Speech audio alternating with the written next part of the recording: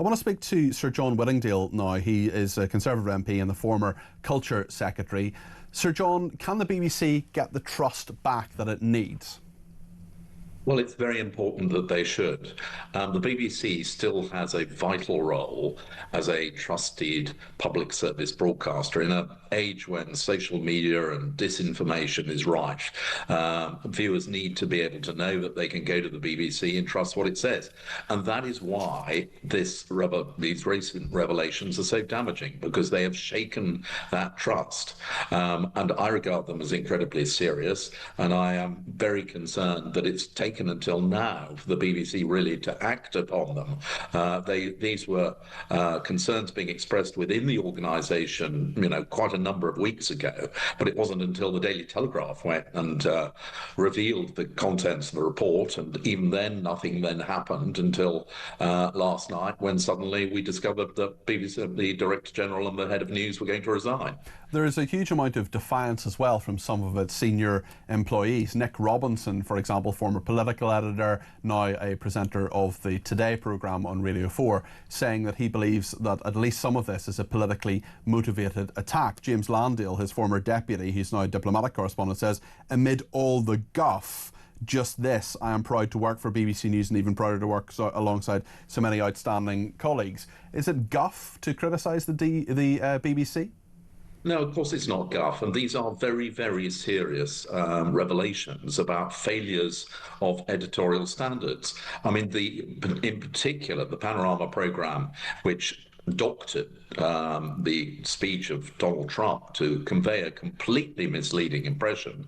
I mean, that was a very serious matter, which the BBC, as soon as it was discovered, they should have said that this was unacceptable, apologised for it, and publicly broadcast that. Instead, even today, we've been told it's an error of judgment, which they knew about, but decided, didn't merit going any further. I think that seems to me a huge mistake and an underestimate of the damage that individual episode alone has done.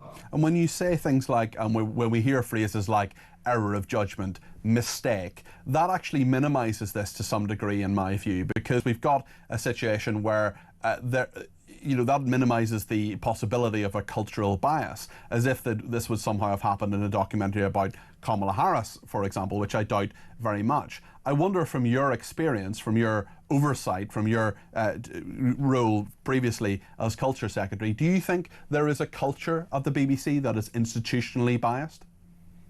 That has been a concern that has been expressed over a long period, and I do think there is evidence to suggest it.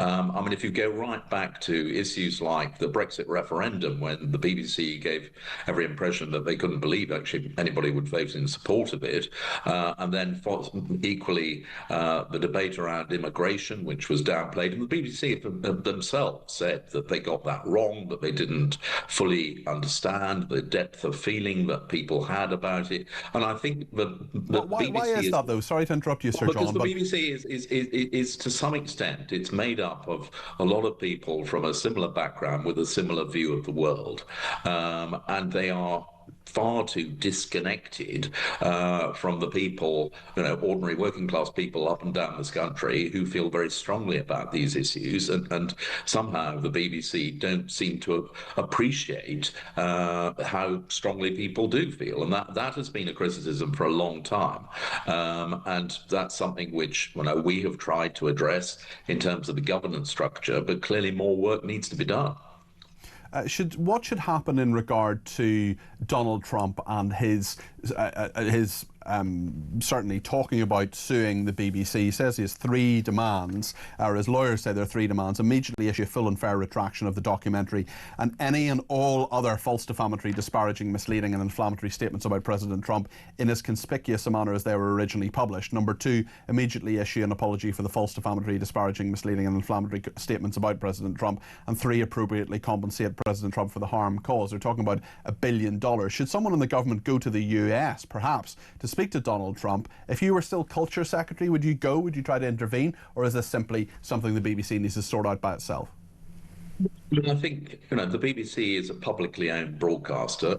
It's publicly funded. Ultimately, the government has a responsibility to the BBC. Now, the BBC operate at arm's length; they're independent. But when something like this happens, which may do real damage to our relations with our closest ally, I think it is something which the government should say that we take very seriously, and that we will be looking to make sure that the BBC in future maintains the highest possible standards and does not produce reports which are factually incorrect and present a misleading picture in the way that this one did. What do you think the BBC needs to do to avoid a fourth Director General in a row resigning because of an editorial issue with BBC News? I mean, I've been sort of involved with the BBC first as chair of the Culture, Media and Sports Select Committee, then as Secretary of State, and then media for a very long period. And you're right, there have been a succession of editorial failings going back over many years, and an awful lot of senior members of the BBC have, at one time or another, had to resign because of those. And what I don't want to see is, two people who I have no reason to believe aren't, professional journalists and people of integrity, but who have accepted that their position required them to resign. What I don't want is for their replacements come in 6 months later, something else will happen, and then they have to resign. So what needs to happen is that we address the real root cause, which is the editorial failings. And we're in a period of charter renewal. So firstly, the new Director General, whoever that is, needs to get a group very quickly. Who should it be? Who would your choice be? That's a matter for the board of BBC. The only thing I'm giving you the choice right now, Sir John. You can have anyone you want. Who would you want? Apart from yourself. I'd love to do it, but I don't think that would go. I don't think that's a realistic possibility. No, but what I would say is that I hope that it's not somebody who is, a BBC lifer, someone who's spent their entire career within the BBC, which all too often in the past is who it has been. If you look at the names being bandied around, some already are people who spent most of their time at the BBC, and therefore, if you want to try and address the concern about the culture, I think the first thing you need is somebody at the top who is brought in from outside and is not been inculcated with that and can take a much more objective view of what needs to be done. Sir John, thank you. Sir John Whittingdale, their Conservative MP and former Culture Secretary.